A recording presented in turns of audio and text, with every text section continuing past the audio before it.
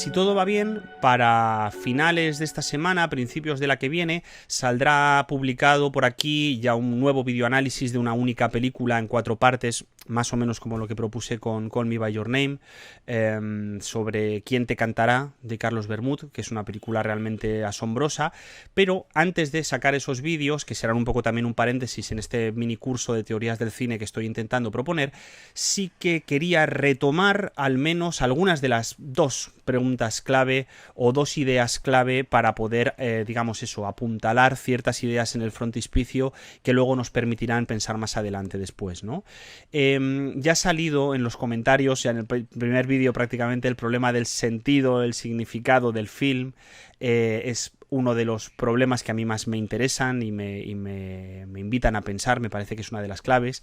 Pero antes de llegar ahí tenemos que recorrer por lo menos algún otro sendero, ¿no? De cara a llegar con ciertas garantías.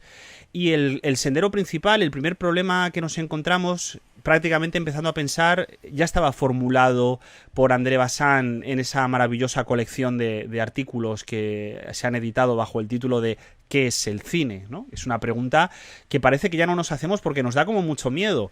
Y digo no nos hacemos y le tenemos que poner un paréntesis, porque hace cosa como de un año aproximadamente, precisamente la Asociación Trama y Fondo, con gente de la Universidad de Valladolid, montó un congreso que se llamaba así, ¿qué es el cine?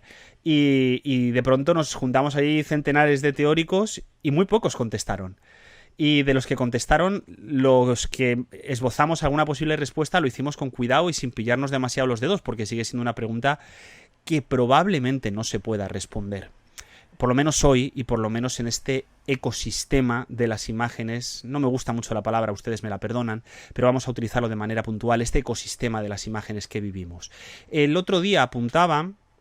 Me extraña que nadie haya saltado, porque creo que es una idea un tanto provocadora, pero creo que es una idea que hay que tenerla en la cabeza, que el cine está en un momento de decadencia. Y lo decía sin ningún tipo de interés peyorativo, sin ningún tipo de matiz peyorativo, sino simplemente como la constatación de un hecho teórico y práctico que nosotros, en tanto teóricos del cine, analistas, críticos o simplemente aficionados, tenemos que manejar.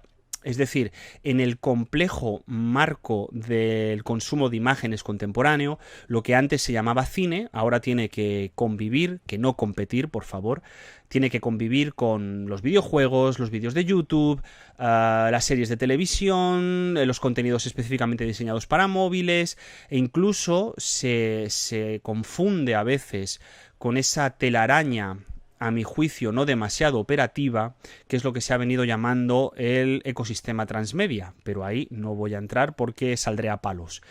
En cualquier caso, cuando tomamos esta cuestión y digo que el cine está en decadencia, lo cual evidentemente es mentira, quiero decir, lo que está en decadencia es el consumo de una cierta manera de entender el cine, pero también de una manera de financiar el cine y de hablar sobre cine, lo cual ya eso es otro melón que abriremos en otro momento, si Dios quiere.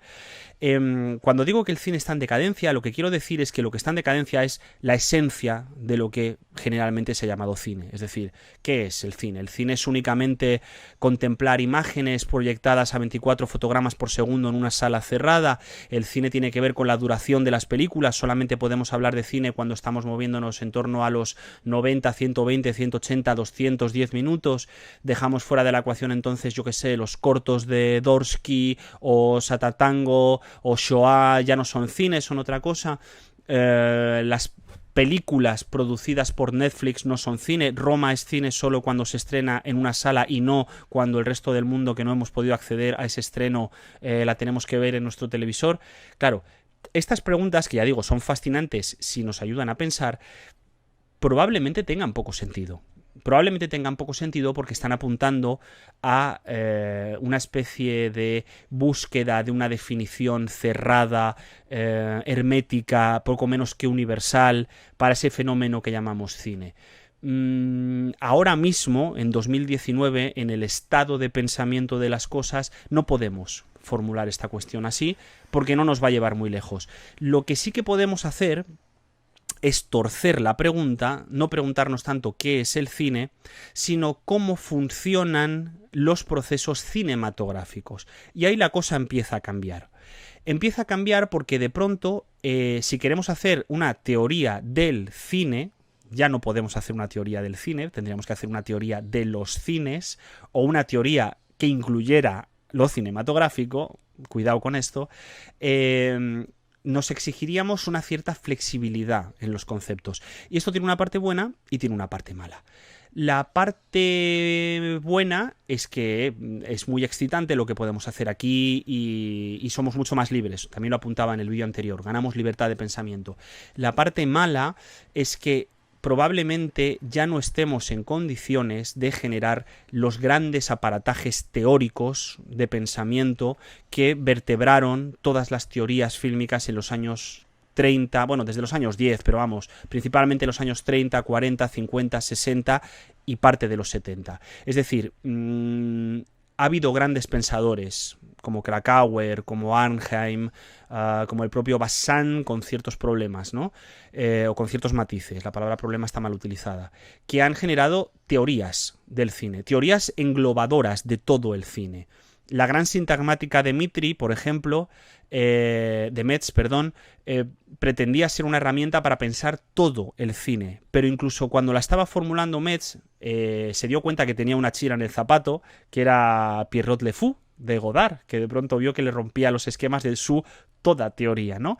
Entonces, claro, estamos como en esta especie de cuerda floja en la cual ya no podemos hacer, imagínense ustedes, un libro que se llame Teoría del cine, en el cual se encuentren todas las respuestas para poder generar una especie de lectura global de lo cinematográfico.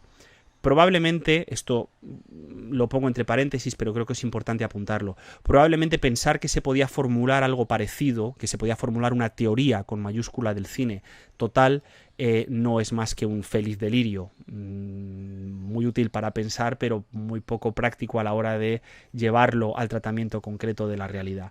Entonces, dicho esto, lo que sí que tenemos son multitud de pequeñas o grandes teorías del cine. Y en esa colección de grandes y pequeñas teorías del cine es donde nosotros nos tenemos que mover.